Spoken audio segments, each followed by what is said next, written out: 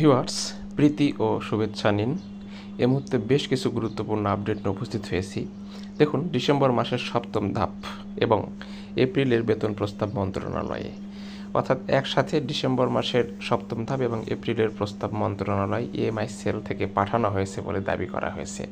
এখন এ লটে বেতনের প্রস্তাব মন্ত্রণালয় কতগুলো পাঠালো সেটা এখন বিষয়। এছাড়া আপনারা জানেন যে শিক্ষক কর্মচারীদের লাগাতার কর্মসূচি চলছে এবং তারা আগামীকাল থেকে আবারও কর্মসূচি ঘোষণা করেছে এবং এই 50% উৎসব ভাতা তারা প্রত্যাখ্যান করেছে এবং ঈদুল আজহার আগেই 100% উৎসব ভাতার প্রজ্ঞাপন যদি না হয় এবং বাড়ি ভাড়া এবং চিকিৎসা ভাতার প্রজ্ঞাপন না হয় তাহলে তালাচাবি দেবে, এরকম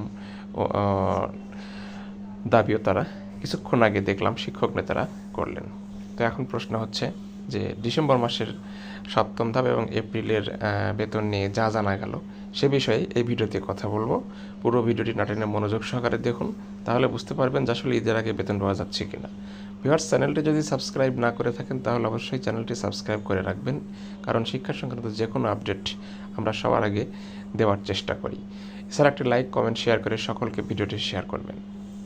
ভিউয়ার্স, আমরা জানি যে ডিসেম্বর থেকে এপ্রিলের বেতন অনেকেই পাননি, অর্থাৎ ডিসেম্বর থেকে এপ্রিল মাস পর্যন্ত অনেকের 4-5 মাসের বেতন বন্ধ হয়ে আছে। তো এই অবস্থায় দেখুন যে এমপিভুক্ত শিক্ষকদের ডিসেম্বর থেকে এপ্রিলের বকেয়া বেতনের বিভিন্ন ধাপের প্রস্তাব মন্ত্রণালয়ে পাঠানো হয়েছে। এর মধ্যে বৈশাখী ভাতাও রয়েছে। শীঘ্রই শিক্ষকরা বেতন ভাতার টাকা হাতে পাবেন বলে জানিয়েছে মাধ্যমিক ও উচ্চশিক্ষা অধিদপ্তরের কর্মকর্তারা। অর্থাৎ এর মধ্যে যারা বৈশাখী ভাতা পাননি তারা রয়েছেন এবং এমপিভুক্ত শিক্ষকদের মধ্যে যারা ডিসেম্বর থেকে এপ্রিল পর্যন্ত বেতন পাননি তারা রয়েছেন এবং এপ্রিল মাসের বেতনও কিন্তু আজ রাত্রে পাঠানো হবে, এরকমটাই এই শিক্ষা মন্ত্রণালয় অর্থাৎ মাওসি থেকে জানানো হয়েছে। তো এই অবস্থায় আজকে শিক্ষক নেতারা মাওসি ঘেরাও করতে গেছিল, তো পুলিশের বাধাক্রমে সেটা সম্ভব হয়নি।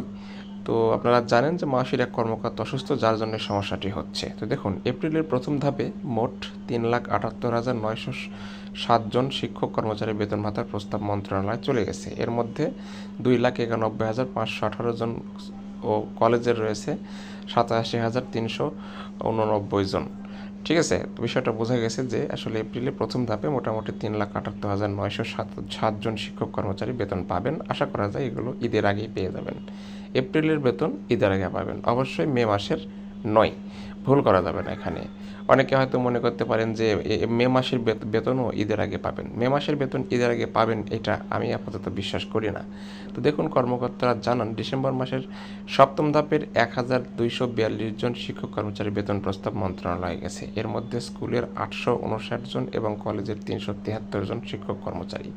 জানুয়ারির 4র্থ ধাপে গেছে মোট 1,556 জন শিক্ষক কর্মচারীর, মানে ধাপে ধাপে বিভিন্ন মাসের বেতনগুলো কিন্তু এর সাথে পাঠানো হয়েছে। এছাড়া এর মধ্যে রয়েছে 1,116 জন স্কুলের ও 440 জন কলেজের। ফেব্রুয়ারির 3য় ধাপের 1,373 জন শিক্ষক কর্মচারী বেতন ভাতা গেছে। এর মধ্যে স্কুলের 1,127 জন এবং 446 জন কলেজের।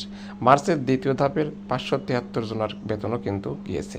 তো যাই হোক, শনিবার রাত 12টার দিকে মহাপরিচালক জানান গত বছরের ডিসেম্বর মাসের আংশিক লট 7 এর প্রস্তাব 17ই মে শিক্ষা মন্ত্রণালয়ে পাঠানো হয়েছে। এর মধ্যে বৈশাখী ভাতা ও উৎসব ভাতাও রয়েছে। এপ্রিল মাসের বেতন ভাতাও রয়েছে, বেতন ভাতাও রাতেই পাঠানো হবে। অর্থাৎ ঈদুল ফিতরের উৎসব ভাতা অনেকে পাননি, বৈশাখী ভাতা অনেকে পাননি, অনেকে তো বেতনই পাননি। এই সবগুলোই একসাথে এই এপ্রিল মাসে সহ পাঠানো হয়েছে, এরকমটাই দাবি করেছেন চাপের মুখে। তো এখন প্রশ্ন হচ্ছে যে ইএমআই সেলের কর্মকর্তা অসুস্থ ছিলেন, যার জন্য এই বেতনগুলো দিতে এত সমস্যা হচ্ছে। তো যেটা কথা সেটা হচ্ছে ঈদুল আজহার আগে যদি 50% উৎসব ভাতা যে বলা হয়েছে এটা কিন্তু শিক্ষক নেতারা প্রত্যাখ্যান করেছে। তো কাল থেকে জোরালোভাবে আন্দোলন হবে। আমি অবশ্যই বলবো আপনারা বেতন পেয়ে যাবেন, তবে আন্দোলনটা জোরদার করার জন্য যারা ঢাকার কাছাকাছি অবস্থান করেন তারা অবশ্যই এই আন্দোলনে যোগদান করুন, কারণ উৎসব ভাতা কখনো 50% হতে পারে না। তো এটাই ছিল এখনকার আপডেট। ধন্যবাদ।